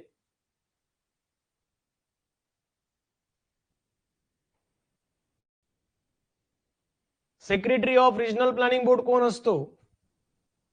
लोकल ऑथॉरिटी मेंबर असतो, टाउन प्लॅनिंग ऑफिसर असतो, member of house of the state legislature असेल, की एनी वन अमॉंग द आरपीबी. कोण असतो? टीपीओ असतो, टाउन प्लॅनिंग ऑफिसर असतो secretary. Okay, secretary is the town planning officer. चलो, आता बघा, सेक्शन नंबर 3 मध्ये इस्टॅब्लिश केलं, लिमिट फायनल केल्या, सगळं झालं. त्या लिमिट फायनलचं काम करण्यासाठी किंवा त्या रिजनचं काम करण्यासाठी एक बॉडी तयार केली, एक बोर्ड तयार केलं, ज्याला आपण आरपीबी बोलतो. आता त्या आरपीबीच्या मेंबरला काम कधी करतील ते? जेव्हा त्यांना आपण रिन्युमरेशन देऊ, अलाउन्सेस देऊ, पगार देऊ. बरोबर आहे की नाही?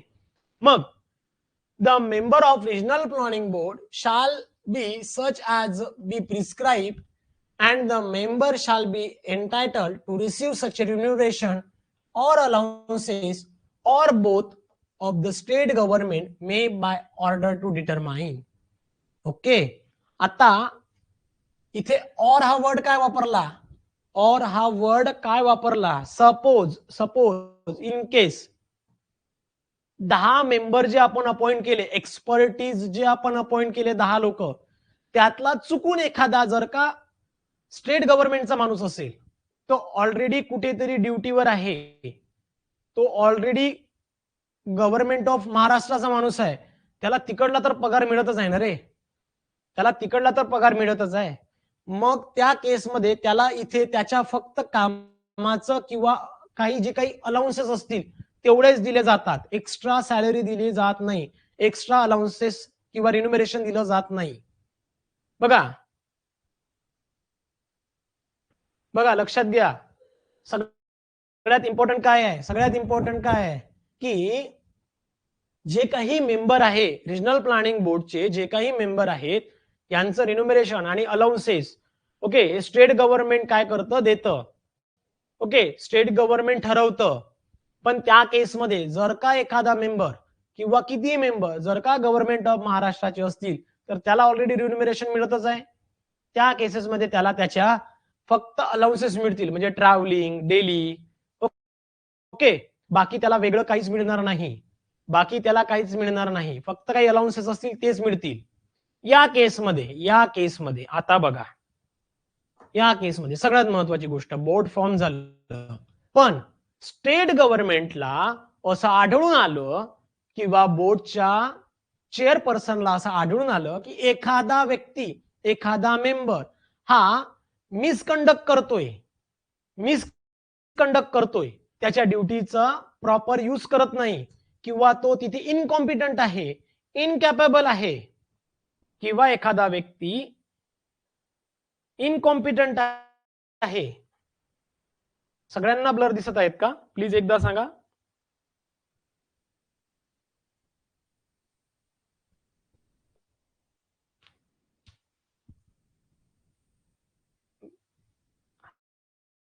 वर्ड ब्लर दिसत आहेत का सगळ्यांना प्लीज?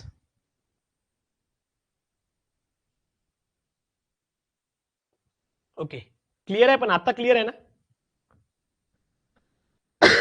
आता क्लिअर आहे? ओके, चलो गो एड.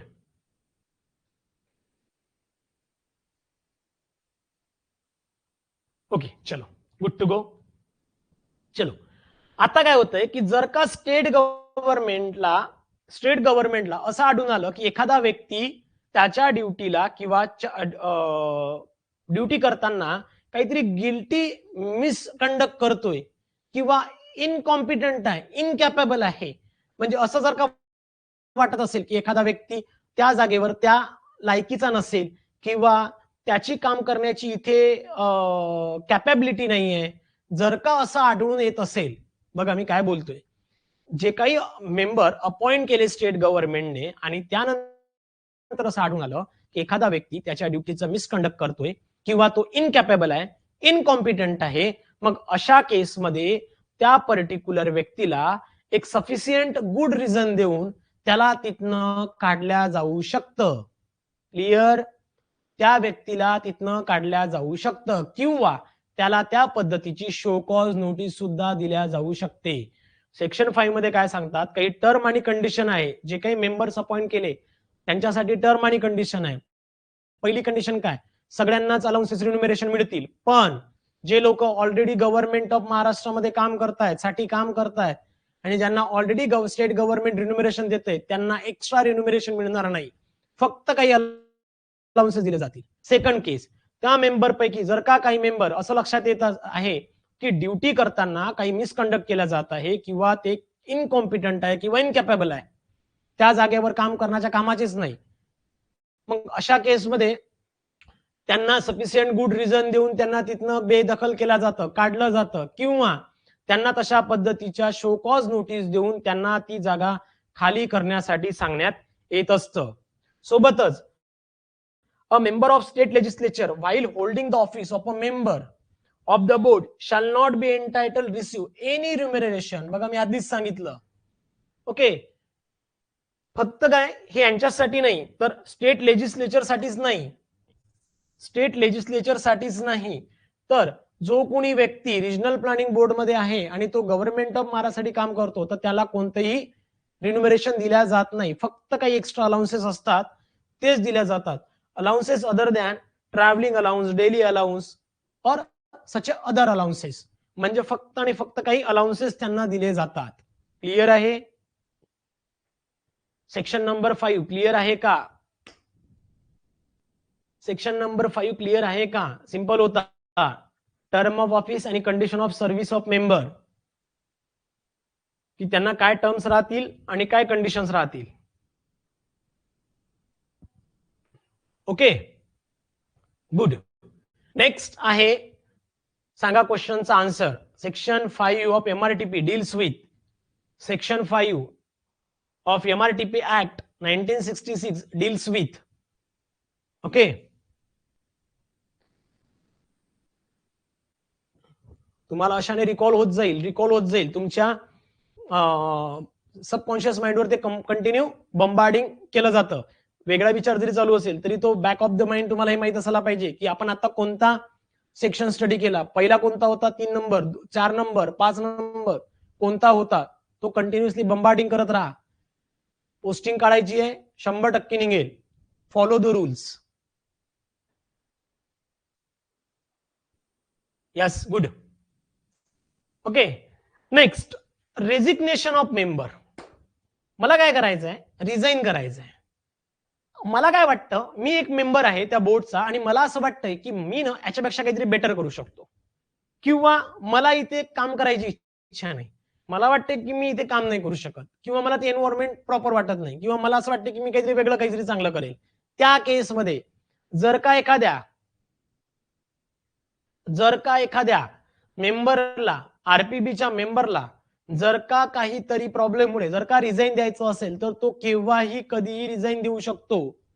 त्याने स्वतःच्या हाताने स्टेट गव्हर्नमेंटला आपला अप्लिकेशन करायचं आहे स्वतःची साईन करून. ओके. आणि त्या केसमध्ये स्वतःची जागा ती रेजिग्नेशन ऍक्सेप्ट केल्यानंतर तो तिथनं ती जागा सोडू शकतो. लक्षात घ्या, एखाद्या मेंबरला जर का वाटत असेल की मी इथे कॉम्पिटंट नाही, स्वतःला वाटत असेल मी इथे कॉम्पिटंट नाही, इनकॅपेबल आहे, और सेकंड केसमध्ये असं वाटत असेल की मी याच्यापेक्षा काहीतरी बेटर करू शकतो, मी कुठेतरी वेगळीकडे डिझर्व करतो, हो की नाही, असं येतं भरपूरदा. मग अशा केसमध्ये तो रिझाईन करू शकतो कधीही. फक्त काय, स्वतः लेटर लिहून स्वतः प्रॉपर साईन करून ती स्टेट गव्हर्नमेंटला सबमिट करायची आहे. आणि ते स्टेट गव्हर्नमेंटने एकदा ऍक्सेप्ट केलं की ती जागा व्हॅकंट होईल, डिरेक्टली व्हॅकंट होईल. चलो, थँक्यू आशिष सर, तुम्ही मागे शिकवले होते ते पुन्हा रिकॉल होत आहे, you are great. Okay, thank you Ashish. Okay, लक्षात आलं. म्हणजे रिझाईन जर द्यायचं असेल तर कधीही देऊ शकता इझिली. ती एक जागा व्हॅकंट आहेच. पुढे सांगा मग, एमआरटीपी ऍक्ट 6 कोणासोबत डील करतो? पुन्हा 6 कोणासोबत आहे? 6 कोणासाठी आहे? Resignation of member.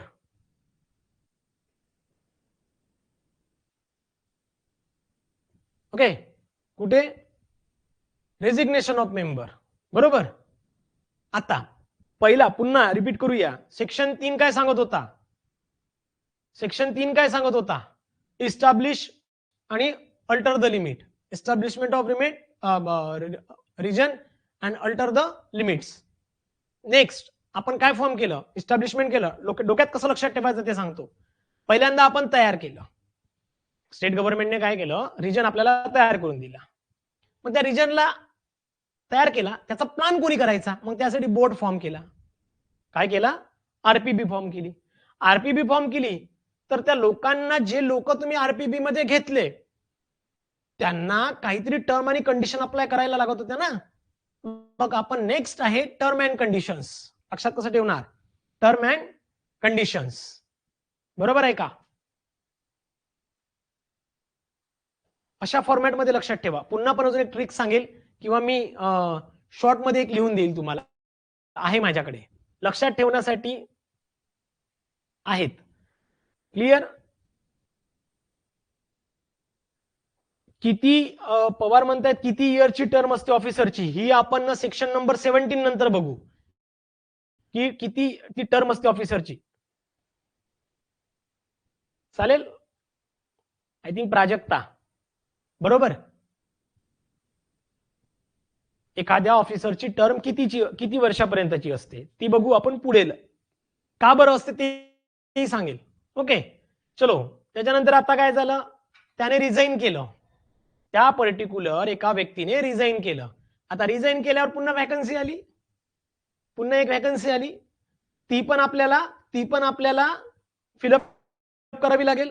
मग in the event of vacancy in the office or any member of regional planning board, the vacancy shall be filled by the state government and the person so as to appoint shall hold the office. Okay, म्हणजेच काय? आता बघा, suppose पहिला जो व्यक्ती होता त्याचा कार्यकाळ एवढा होता, मी सांगणार नाही किती आहे ते, नंतर बघूया. ओके, कारण कन्फ्युजन नाही वाढवायचंय मला. जो फर्स्ट व्यक्ती होता त्याचा कार्यकाळ एवढा होता, पण त्याने काय केलं? इथेच रिझाईन केलं. त्याने काय केलं? इथे रिझाईन दिलं. आता काय झालं? इथनं नवीन व्यक्ती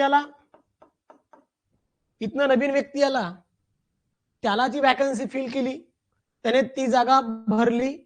आता त्याचा जो कार्यकाळ असतो तो तेवढाच असतो जेवढा आधीच्या व्यक्तीचा होता, उरलेला होता. त्याचा कार्यकाळ तेवढाच असतो जेवढा आधीच्या व्यक्तीचा उरलेला होता. लक्षात आलं का? वॅकन्सीज फिल केल्यानंतर त्या नवीन व्यक्तीचा जो कार्यकाळ असतो तो तेवढाच असतो जो आधीचा व्यक्ती सोडून गेला, आणि त्याचा जो काही राहिलेला कार्यकाळ आहे तोपर्यंत तो तिथे अपॉइंट केला जात असतो. ओके. सो वॅकन्सीज मध्ये लक्षात ठेवायचं, persons who has to appointed shall hold office so long only as the member whose place is appointed would have held office if the vacancy had not occurred. Vacancies झाली, जर का त्या केसमध्ये ती भरल्या गेली, वॅकन्सीज जर का फिल करण्यात आली, तर त्या केसमध्ये त्याला तेवढीच जागा मिळेल किंवा तेवढाच त्याला कार्यकाळ मिळतो जेवढा आधीच्या व्यक्तीचा उरलेला होता. तेवढ्याच तो फक्त इयरसाठी किंवा पर्टिक्युलर पिरियडसाठी त्याला अपॉइंट केलं जातं. ओके. वॅकन्सीज क्लिअर आहे? वॅकन्सीज क्लिअर झाल्या?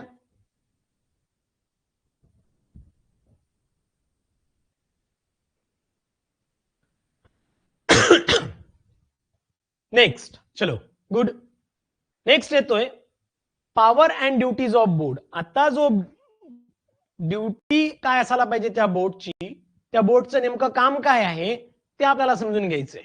लक्षात घ्या, जो बोर्ड तुम्ही अपॉइंट केला त्याचं एक्झॅक्टली काम काय आहे, त्याने काय काम करायला पाहिजे.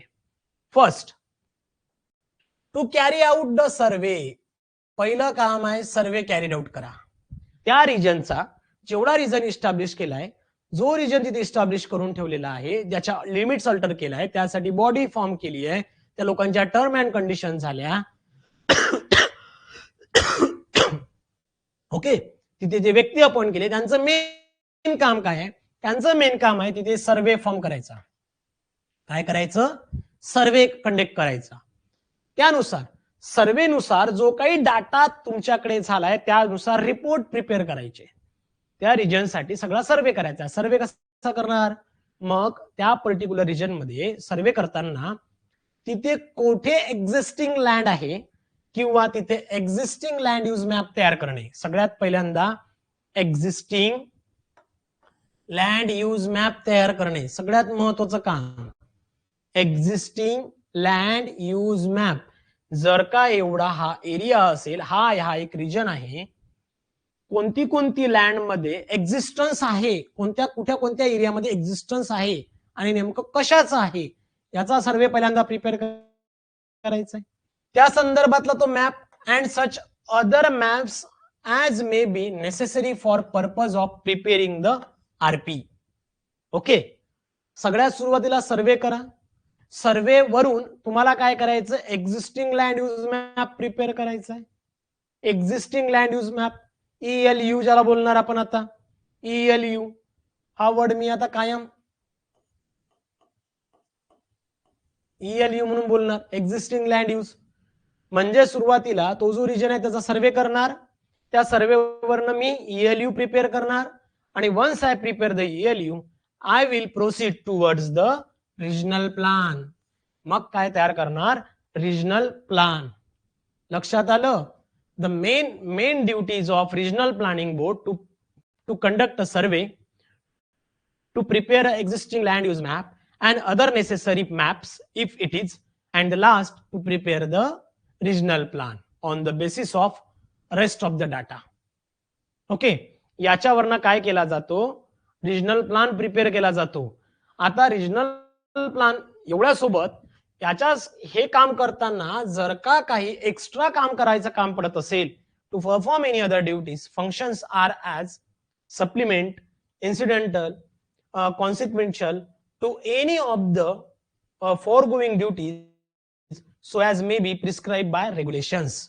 याच्या व्यतिरिक्त जर का काही याच्या संबंधित जर काही वेगळं काम करायचं पडत असेल तर ते सुद्धा त्या पर्टिक्युलर बोर्डला करावं लागतं. क्लिअर? सगळ्यात सुरुवातीला सर्वे करणार, ELU प्रिपेअर करणार आणि रिजनल प्लान प्रिपेअर करणार. सिंपल.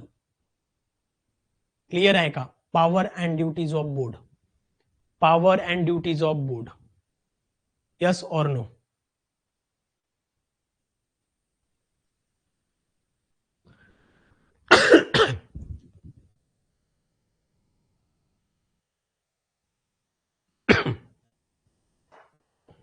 यस.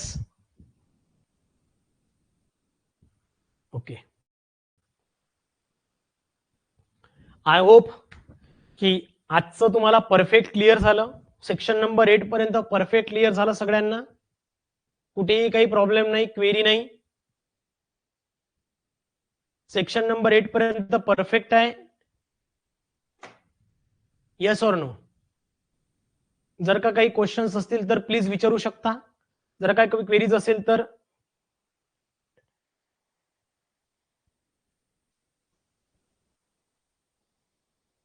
Okay, thank you. मग आजच्यासाठी थांबूया.